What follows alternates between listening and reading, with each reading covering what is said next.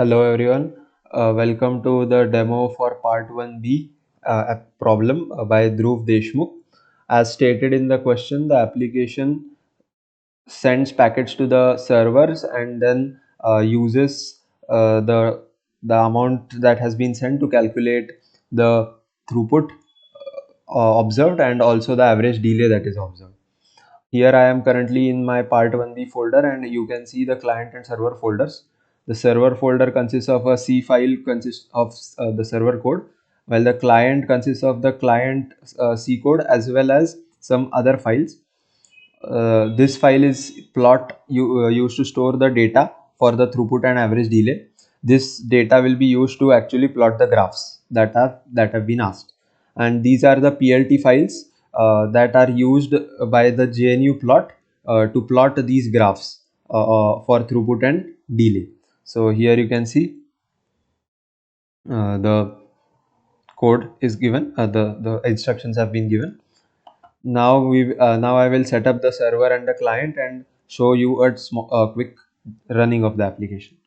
So here you can see I will first compile the server, which is using this command, and I'm currently inside the server folder of my part 1B. Then I will set up the server at this IP address, that is 127.0.0.4. Now I will compile my client, and currently I'm inside the client folder. If you are in the part 1B folder, then you'll have to give the path accordingly for the two files. Now I will run the application. So here I am giving the IP address. This is the IP address for the server. So the client connects to this particular IP address, that is the server, and the second argument, that is -s, is the packet size in bytes. So here I have used a packet size of 10.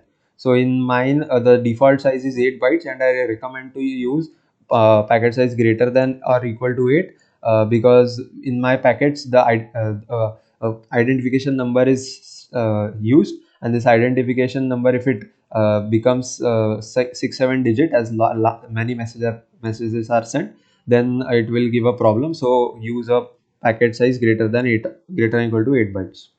So I will run the code now. So here it is currently sending the packets. You can see nothing is printed on the server side. I am doing this because printing on the server side unnecessarily makes the application slow, and also the terminal becomes a bit laggy as lots of messages are sent to calculate the throughput properly. Hence I'm not printing anything on the server side, but I will show you in the code that a particular line I have commented out. If you want, you can uncomment it to see that actually messages are being sent to the server. uh, so here you can see the sent packets are 115, and this, while the receive packets are a bit less than the sent packets. This is because I am implementing a small loss mechanism that does not send few, that drops few packets. Now the throughput and delay statistics are printed. This is the average send throughput, that is the bytes that it sends per second, and this is the receive throughput, that is what is it is receiving. This is the average delay. The graphs have all been plotted, so let's have a look at the graphs. So you can see the send, this is the two graphs, send, receive throughput and average delay. These are the two PNG files which have the graphs, and also you can see the plot document here is now filled with the data which has been used to plot the graphs. So let's open the graphs now. So here you can see these are the two graphs. I'll open them in a side by side manner. So one thing I would like to point out is in the throughput graph, whenever the throughput is high, the delay is low, while whenever the throughput is decreasing, the delay is quite high. So you can see in the later part the throughput has decreased and the delay has increased consequently. So while in the initial part, when the throughput was good, the delay was very less. So this shows the strong correlation between the two graphs. uh, so this was the working. Now I will quickly go through the code to explain you what is happening. So first I will show you the server. So the server is a very simple one. It first of all, it's a UDP server. It uh, whatever address I enter, it uses get address info to actually fetch a IPv4 address for it, and it binds to that address. Once this binding has been done, then I, like you can see, the server is started. Um then I basically go in an infinite loop and I wait for messages from the client using receive from. Whenever a message comes, I check, like do this basic error checking, and then this is the loss mechanism I implemented. That is, I have a counter that C. This counter is incremented for every iteration of the while loop, and if at any point this is divisible by 23, I drop the message. Otherwise, I do not drop the message. Sorry, if it is not divisible by 23, I send the packet. So if this mod is not 0, then I send the packet, but if it is equal to 0, then I drop the packet. So this is the loss mechanism I have implemented. Now we'll come to the client side. Client side is a bit complex. First of all, these are the few utility functions. These are the two structures I use for passing arguments to my send and receive functions. Then these are the utility functions that I've got, the delay and the parse num. Then this send function is the one that sends the messages one by one.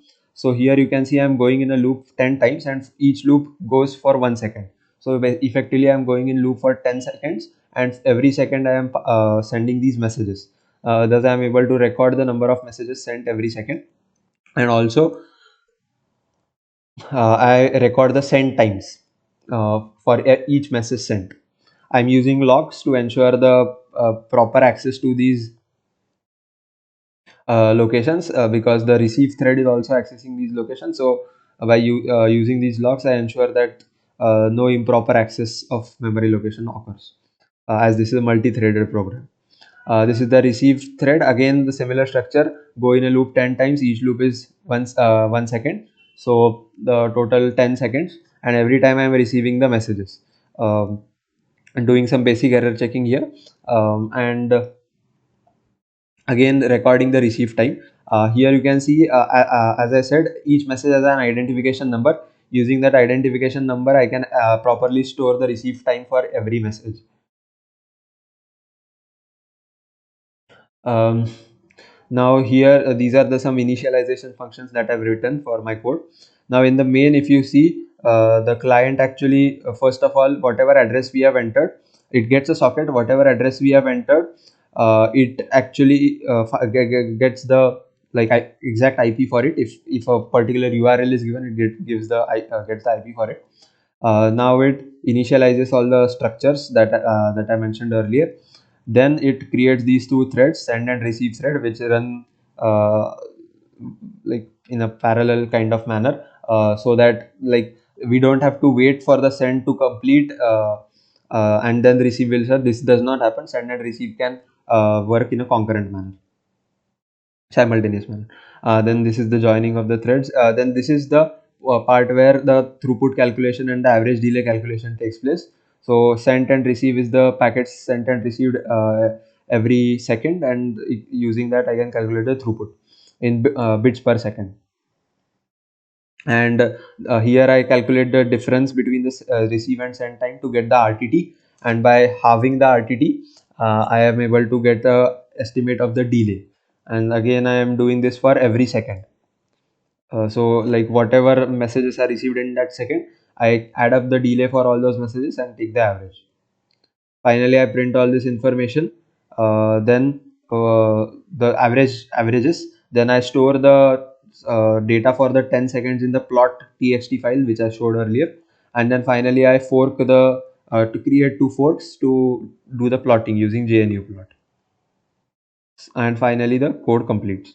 So this is how my application is working, and this is the code explanation for it. Thank you for your time.